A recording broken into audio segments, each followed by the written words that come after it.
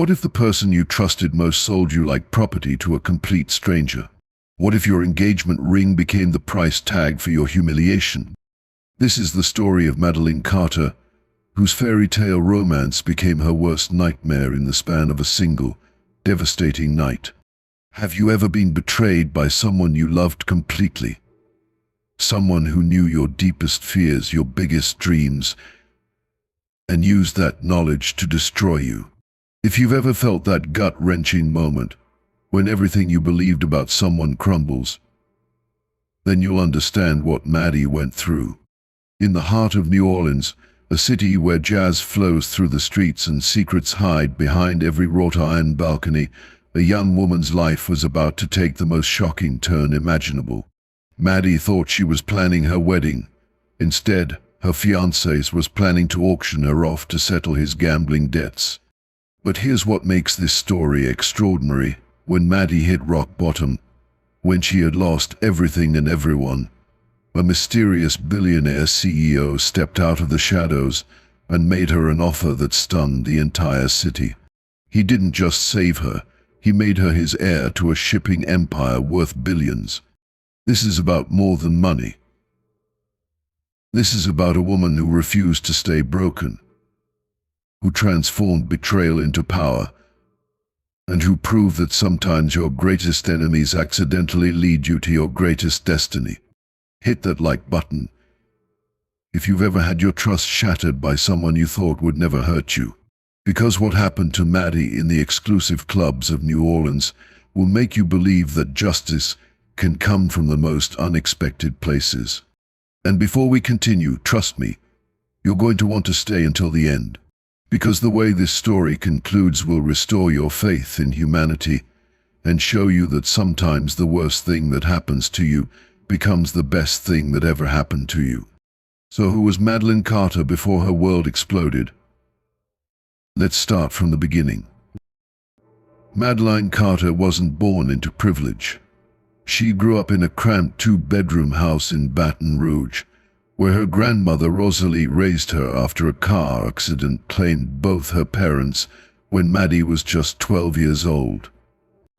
Rosalie Carter was a force of nature, a woman who worked double shifts at the local diner and still managed to make sure Maddie never went to bed hungry or unloved.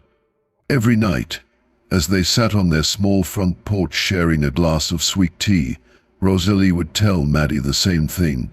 "Baby girl, your circumstances don't define your future. Your character does." Those words became Maddie's compass.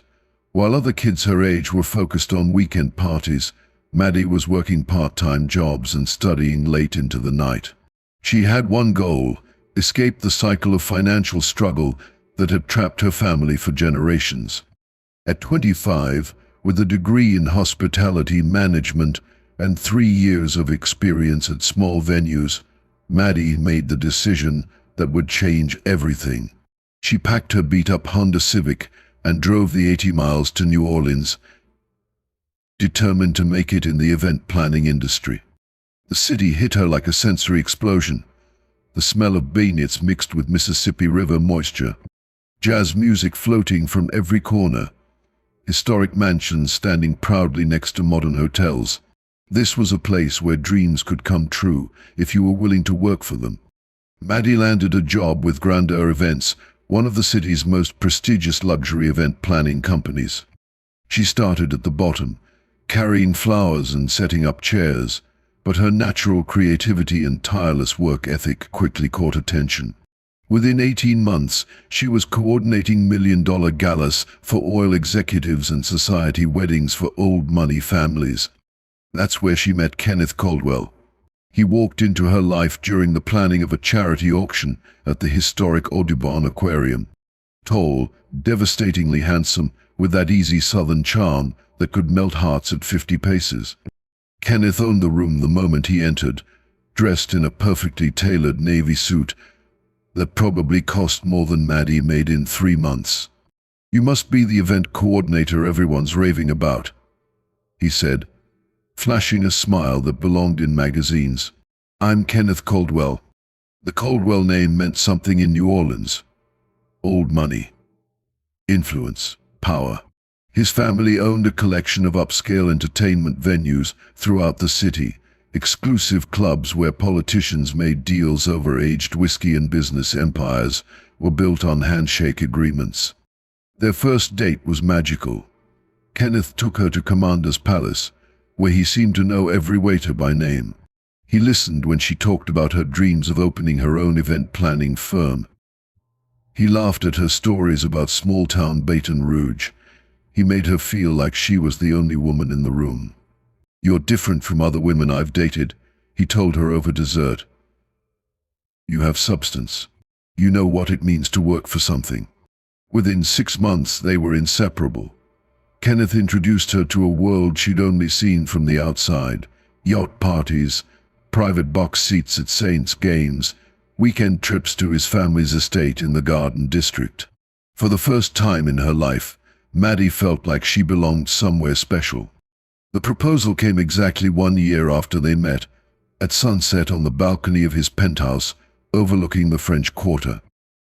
The ring was stunning, a 3-carat diamond that caught the last rays of sunlight and threw rainbow reflections across the wrought iron railings. "Marry me, Maddie," he whispered, dropping to one knee. "Let me give you the life you deserve." She said yes through tears of joy, thinking she was the luckiest woman alive. But there were moments, small things that nagged at the back of her mind. Late-night phone calls he would take in another room. Unexpected trips that he never fully explained. The way his jaw would tighten when certain names came up in conversation. The expensive gifts that seemed to come at odd times, almost like apologies for something. Most troubling were the stories she'd begun hearing about the Caldwell family business. Whispers about backroom poker games with dangerously high stakes. Rumors about connections to underground gambling networks that attracted wealthy men with questionable morals. When Maddie asked Kenneth about these stories, he would kiss her forehead and say, "Don't worry about family business, sweetheart. Just focus on planning our wedding." She wanted to believe him. She needed to believe him. But Maddie had no idea what was lurking beneath Kenneth's charming exterior, or how desperate he had become to save himself from the consequences of his own choices. 3 months before their wedding, Maddie noticed the changes. Kenneth started coming home later, claiming extra meetings with family business associates. His phone would buzz at all hours, and he'd step away to answer calls in hushed, urgent tones. When she asked who was calling so late, he'd wave her off with forced casualness. "Just business, babe. Nothing for you to worry about." But Maddie was beginning to worry about everything. The first real red flag came during a dinner at his family's estate. Kenneth's father, Charles Caldwell, pulled his son aside for what looked like a heated conversation in the study. Through the glass doors, Maddie could see Charles jabbing his finger at papers spread across his massive oak desk. Kenneth's face had gone pale, his usual confidence completely gone. When Kenneth returned to the dining room, his hands were shaking slightly as he reached for his wine glass. "Everything okay?" Maddie asked softly. "Perfect," he replied, but his smile never reached his eyes. That's when she first heard the name Jasper Langston. Langston was a man who commanded attention without saying a word. Tall, silver-haired, with the kind of expensive taste that announced itself through custom suits and platinum watches. He owned a string of private clubs throughout Louisiana. Establishments that catered to wealthy men who enjoyed high-stakes gambling and discretion. More importantly, he was owed a significant amount of money by the Caldwell family. The debt had started innocently enough. Kenneth's younger brother had gotten in over his head at one of Langston's poker tables. When he couldn't pay, the family had stepped in to cover the losses. But what began as a $50,000 problem had grown into something much larger through interest, additional gambling, and poor business decisions. Now they owed Langston close to $2 million. Maddie discovered pieces of this puzzle gradually. A conversation that stopped abruptly when she entered a room. A document left on Kenneth's desk that mentioned outstanding obligations. A phone call where she heard Kenneth say, I need more time," in a voice she'd never heard before, desperate and afraid. The pressure was destroying him. Kenneth, who had always been confident and in control, became irritable and distant. He snapped at waiters. He forgot dinner reservations. He would stare off into space during conversations, clearly consumed by problems he refused to share. One evening, Maddie found him in his home office, surrounded by financial documents and empty whiskey glasses. His normally perfect hair was disheveled, his shirt wrinkled and untucked. "Kenneth, talk to me," she pleaded. "Whatever's wrong, we can figure it out together." He looked up at her with bloodshot eyes. For a moment she thought he might actually tell her the truth. Instead, he forced another fake smile. "Wedding planning stress," he said. "That's all." But planning their wedding had become the least stressful part of Maddie's life. Everything else felt wrong. Kenneth's kisses felt mechanical. His compliments sounded rehearsed. Even their physical intimacy had become perfunctory, as if he was going through the motions of being her fiancé. Comment below if you've seen these warning signs in your own relationships, when someone you love starts pulling away and you can feel them slipping through your fingers, even though you can't understand why. The breaking point came 3 weeks before their wedding date.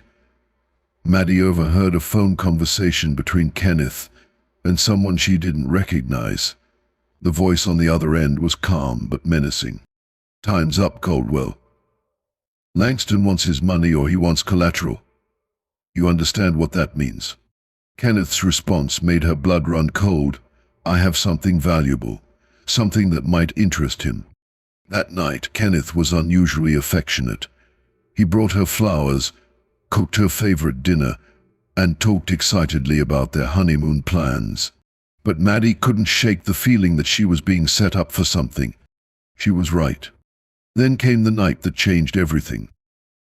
"There's a special event tonight," Kenneth tells Maddie on Friday evening, his voice carrying that forced cheerfulness she's learned to dread. "Private gathering at one of the most exclusive clubs in the city. Important people will be there, potential clients for your business." Maddie feels hesitant. Something about his eagerness seems wrong, but she can't pinpoint exactly what. "Which club?" she asks. "The Midnight Rose." Very upscale, very discreet. He kisses her cheek. "Wear that black dress, the one with the low back. You look incredible in it." The Midnight Rose sits in the heart of the French Quarter, hidden behind an unmarked door on a narrow side street. From the outside, it looks like any other historic building. Inside, it's pure luxury, crystal chandeliers, velvet furnishings, and the kind of hushed atmosphere that comes with serious money. Maddie walks in wearing the dress Kenneth requested, feeling overdressed and underprepared. The other women here are older, more sophisticated, wearing jewelry that could fund small countries. The men are all past middle age, with the kind of predatory confidence that comes from never being told no. "Where's Kenneth?" she asks the hostess. "He'll join you shortly," the woman replies with a smile that doesn't reach her eyes.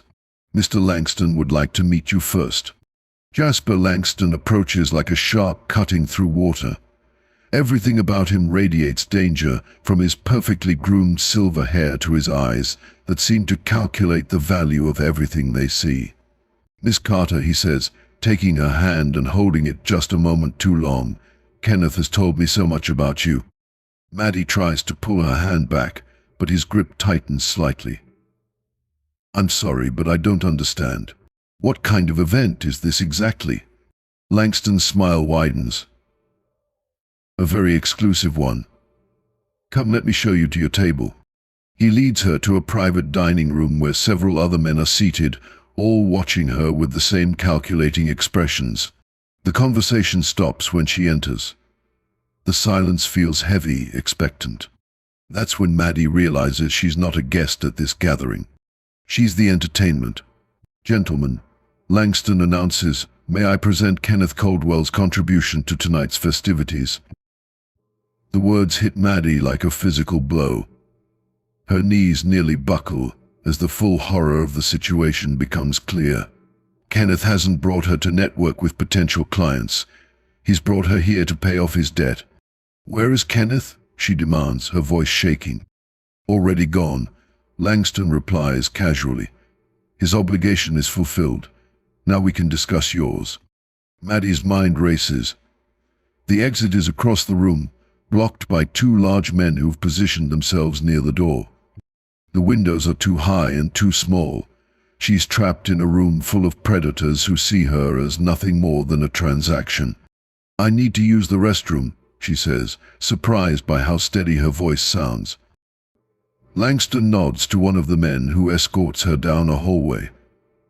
The moment they're alone, Maddie's grandmother's voice echoes in her mind. Your circumstances don't define your future. Your character does. She refuses to be a victim. In the restroom, Maddie locks the door and immediately looks for another way out. There's a small window that leads to an alley. It's a tight fit, but desperation gives her strength. She kicks off her heels, hikes up her dress, and squeezes through the opening. The alley is dark and narrow, filled with the sounds of the French Quarter night. Maddie runs barefoot over broken pavement, her heart pounding so hard she can hear it in her ears. She doesn't stop running until she reaches her car 6 blocks away. Sitting in her Honda Civic, shaking and crying, Maddie calls Kenneth's phone. It goes straight to voicemail. She tries again. And again. Finally, he answers. Maddie? How did it go? The casual tone of his voice, as if he's asking about a business meeting, breaks something inside her. How did it go? She repeats, her voice barely a whisper. How did it go? Look, I can explain. You sold me. The words feel foreign in her mouth. You actually sold me to pay your gambling debts. It wasn't supposed to be like that. Langston promised he just wanted to meet you, maybe have dinner. You're lying. Maddie's voice grows stronger.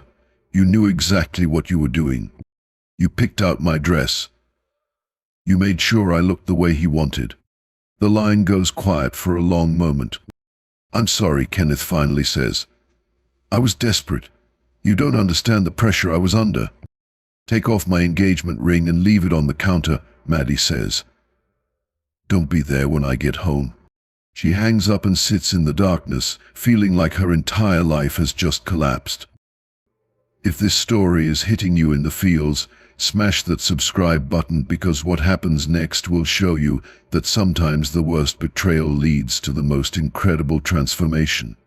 Maddie has lost everything: her fiancés, her trust, her sense of safety. She's at rock bottom with nowhere left to fall. But sometimes, when you're at your lowest, the universe sends you exactly what you need. 3 days after the worst night of her life, Maddie receives a phone call that will change everything. Miss Carter? This is James Morrison, assistant to Mr. Gideon Hawthorne. Mr. Hawthorne would like to arrange a meeting at your earliest convenience. Maddie has heard of Gideon Hawthorne, though she's never met him personally. Everyone in New Orleans knows the name. His family built Hawthorne Maritime from nothing in the 1800s, turning it into one of America's largest shipping and logistics empires. The company controls trade routes throughout the Gulf of Mexico and owns ports from Texas to Florida. But Gideon himself remains an enigma. Unlike other wealthy socialites who court media attention, he operates from the shadows. No society page photographs, no charity gala appearances, just quiet philanthropy and a reputation for absolute integrity in business dealings. I'm not sure why Mr. Hawthorne would want to meet with me, Maddie says carefully. He'll explain everything in person, Morrison replies. Tomorrow 2 p.m. at his office. The address is... I know where it is, Maddie interrupts. The Hawthorne Maritime building dominates the New Orleans skyline, a testament to old money and enduring power. What Maddie doesn't know is how news of her humiliation reached Gideon's ears. The story had traveled through New Orleans elite circles like wildfire. A young event planner, a gambling debt, a private club scandal. In a city where reputation means everything, such gossip spreads quickly among those who matter. But Gideon wasn't interested in gossip. He was interested in justice. 25 years earlier, his own sister had fallen victim to a similar scheme, targeted by a man who saw her as collateral for his financial problems. The difference was that nobody had stepped in to help Catherine Hawthorne. She'd suffered in silence, eventually taking her own life, rather than endure the shame and trauma. Gideon had spent decades carrying that guilt, wondering what might have happened if someone with power had intervened on her behalf. When he heard about Maddie's situation, he saw a chance to honor his sister's memory and prevent another tragedy. The meeting takes place in Gideon's private office on the 42nd floor. Floor-to-ceiling windows offer a panoramic view of the Mississippi River and the French Quarter below. Gideon himself is not what Maddie expected, tall but not imposing, probably in his mid-50s, with graying hair and intelligent eyes that seem to see straight through to a person's soul. "Miss Carter," he says, standing as she enters. "Thank you for coming." "Mr. Hawthorne, I'm not sure why." "I know what happened to you 3 nights ago," he says quietly. "I know about Kenneth Caldwell's debt, Jasper Langston's club, and the arrangement that was made without your knowledge or consent." Maddie's face flushes with embarrassment. "I see. And you want to what? Offer your condolences?" "I want to offer you something much more valuable than sympathy," Gideon replies. "I want to offer you protection, opportunity, and justice." He walks to his desk and retrieves a thick legal document. "This," he says, "is an amendment to my will. As of today, you are my sole heir to Hawthorne Maritime. The company, the assets, the properties, everything will be yours when I'm gone." Maddie stares at him in complete shock. "I'm sorry, what?" "You heard correctly. I'm also offering you immediate protection from Langston and anyone else who might wish you harm. A position within the company to learn the business, resources to pursue legal action against those who wronged you, and most importantly, the power to ensure this never happens to another woman." No one saw this coming. The news explodes through New Orleans society like a bomb. Gideon Hawthorne, the reclusive billionaire, has named a virtual stranger as his heir. A young woman from Baton Rouge who just days earlier had been the victim of a horrible scandal. The reaction is swift and divided. Some applaud Gideon's intervention as a noble gesture. Others whisper about ulterior motives and question Maddie's worthiness. Kenneth Caldwell is furious. His family's business connections to Hawthorne Maritime suddenly become liabilities. Doors that were once open begin closing. Jasper Langston is more than angry, he's alarmed. Gideon Hawthorne is one of the few men in New Orleans with enough power and influence to challenge Langston's operations. But Maddie herself remains skeptical. "Why me?" she asks during their second meeting. "You don't know anything about me." "I know you survived something that would have broken most people," Gideon replies. "I know you had the courage to escape when others might have submitted. I know you refused to be victimized, even when the odds were against you." He pauses, looking out at the river. "My sister didn't have someone to offer her a way out. You do. The question is whether you're brave enough to take it." Maddie thinks about her grandmother's words. "Your circumstances don't define your future. Your character does." Maybe this isn't charity. Maybe this is opportunity disguised as justice. "What would you want in return?" she asks. "Use the power responsibly," Gideon says simply. "Make sure other women don't suffer what you suffered, and prove that my faith in you isn't misplaced." For the first time in days, Maddie allows herself to believe that her story might not be ending, it might just be beginning. Maddie's transformation didn't happen overnight. It began with 18-hour days in the Hawthorne Maritime offices, learning an industry she'd never considered before. Gideon assigned her the best tutors money could buy. Former executives from competing companies, maritime law specialists, international trade experts, supply chain analysts who could explain global logistics routes while sketching diagrams on napkins. But Maddie's real education came from walking the docks at dawn, watching cargo ships navigate the Mississippi River, understanding how thousands of containers moved through the port system every single day. She learned the difference between bulk carriers and container ships. She memorized shipping schedules between New Orleans and ports in South America, Europe, and Asia. Most importantly, she discovered she had a natural gift for seeing inefficiencies and solving complex problems. Within 6 months, Maddie identified a bottleneck in the company's Gulf Coast operations that was costing them millions annually. Her solution: a new scheduling system that coordinated ship arrivals with warehouse capacity, increased efficiency by 30%. "You have an instinct for this business," Gideon told her after reviewing her proposal. "That kind of insight usually takes decades to develop." But success attracted enemies. Kenneth began a calculated campaign to undermine her reputation. He spread rumors about her relationship with Gideon, suggesting she'd seduced an older man for his money. He contacted former clients from her event planning days, hinting that working with her might damage their own reputations. When rumor campaigns failed, he tried direct sabotage. Business documents disappeared from her office. Important meetings were mysteriously rescheduled without her knowledge. Her computer was hacked, and confidential emails were leaked to competitors. Jasper Langston posed a different kind of threat. He couldn't attack Hawthorne Maritime directly. Gideon's influence protected the company from most forms of retaliation. But Langston could make Maddie's personal life dangerous. She began noticing the same car following her home from work, strange phone calls at odd hours, men in expensive suits asking her neighbors questions about her routine. Instead of cowering, Maddie adapted. She hired private security. She varied her daily routes.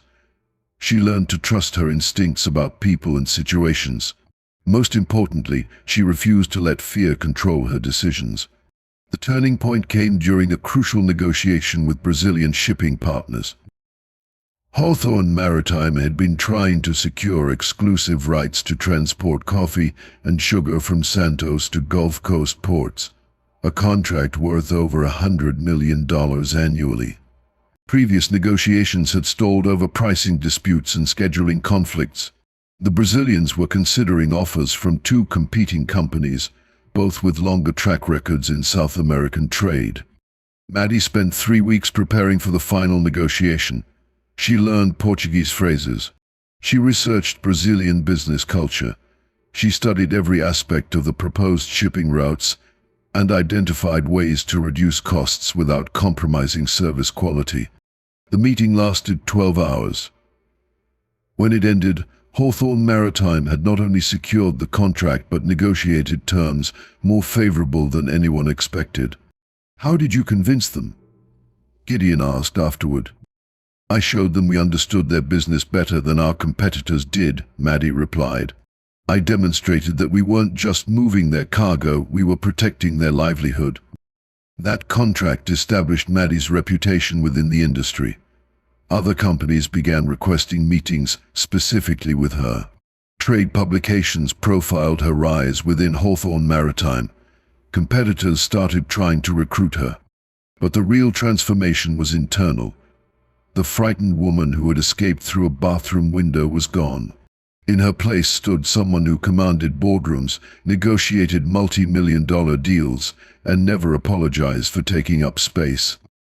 Maddie had learned the most important lesson of all. Power isn't given. It's taken by those brave enough to claim it. And she was just getting started. 2 years after becoming Gideon's heir, Maddie established the Carter Foundation, a non-profit organization dedicated to protecting women from exploitation and providing resources for survivors of trafficking and abuse. The foundation's first initiative targeted the very industry that had nearly destroyed her. Working with law enforcement, Maddie helped expose the network of private clubs and underground gambling operations that used women as collateral for debts. Her testimony led to federal investigations that shut down 12 illegal establishments across Louisiana, Mississippi, and Alabama. Jasper Langston was among the first to fall. FBI raids on his properties uncovered evidence of money laundering, human trafficking, and racketeering. He received a 25-year federal sentence. His assets were seized and liquidated, with portions going to victim compensation funds. Kenneth's downfall was slower but equally complete. The scandal destroyed his family's reputation and business connections. Their casino empire collapsed under federal scrutiny and mounting legal fees. Kenneth himself faced criminal charges for conspiracy and fled to a non-extradition country, leaving behind mountains of debt and a ruined legacy. But Maddie's impact extended far beyond revenge against those who wronged her. The Carter Foundation became a model for corporate social responsibility.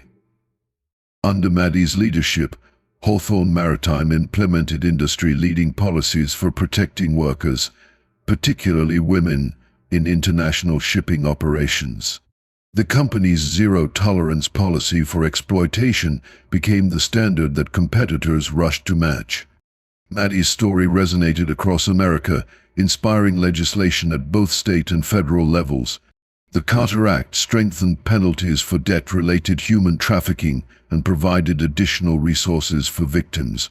Congressional hearings featured her testimony about the intersection of gambling debts and exploitation.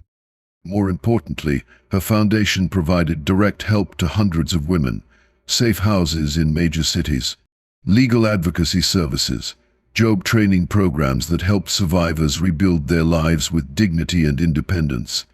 The foundation's crown jewel was the Rosalie Carter Academy, named after Maddie's grandmother, which provided full scholarships for women from low-income backgrounds to pursue business degrees. The Academy's graduates went on to leadership positions in Fortune 500 companies, launched successful startups, and continued the cycle of empowerment. When Gideon passed away peacefully at age 68, Maddie inherited not just a company, but a responsibility. At his funeral, she delivered a eulogy that captured the transformation of both their lives. Gideon Hawthorne saved me not because he saw a victim who needed rescuing, but because he recognized someone who refused to stay broken. He gave me power not as charity, but as an investment in justice. Today, Hawthorne Maritime operates on every continent, employs over 50,000 people, and maintains its reputation as an industry leader in both profits and principles. Under Maddie's leadership, the company has become a symbol of ethical business practices and social responsibility. But perhaps the most meaningful measure of her impact comes from the letters she receives weekly from women who found the courage to leave abusive relationships, from survivors who rebuilt their lives with foundation support, from young girls who see her story and believe they too can overcome any obstacle. Maddie Carter proved that your worst day doesn't define your destiny. Sometimes the most devastating betrayal becomes the catalyst for the most extraordinary transformation. Here's the bottom line. Madeline Carter's story proves that your greatest betrayal can become your greatest breakthrough. When the person you trusted most treats you like property, when your world collapses and everyone thinks you're finished, that's not your ending. That's your beginning. Maddie learned 3 life-changing truths that every single one of us needs to hear. First, your circumstances don't define your future. Your response to those circumstances does. She could have stayed broken, could have let Kenneth's betrayal destroy her self-worth. Instead, she chose to rebuild herself stronger. Second, sometimes your guardian angel comes disguised as a stranger. Gideon Hawthorne saw potential where everyone else saw a victim. The allies you need might be people you haven't met yet, waiting to recognize your strength when you can't see it yourself. Third, the skills that help you survive your worst day are the same skills that help you dominate your best day.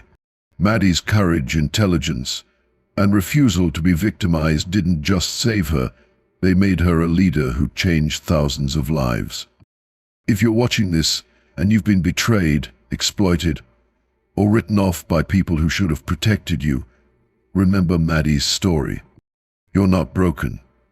You're not finished. You're being prepared for something extraordinary. Your grandmother's voice, your inner strength, your refusal to stay down, those are your superpowers. Use them. If this story inspired you to never give up on yourself, smash that like button.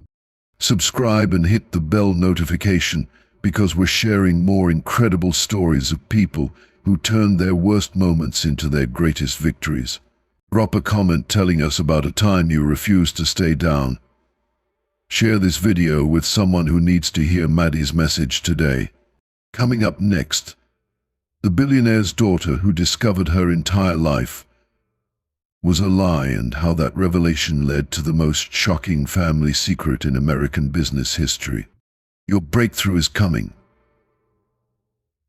Don't you dare give up now.